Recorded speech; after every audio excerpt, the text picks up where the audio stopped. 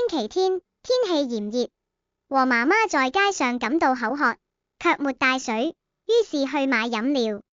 我們走進一家便利店，看見冷藏櫃裏擺放着各種各樣的飲料，有汽水、果汁等，它們整齊地排列在貨架上，像神氣的隊伍，等待我挑選。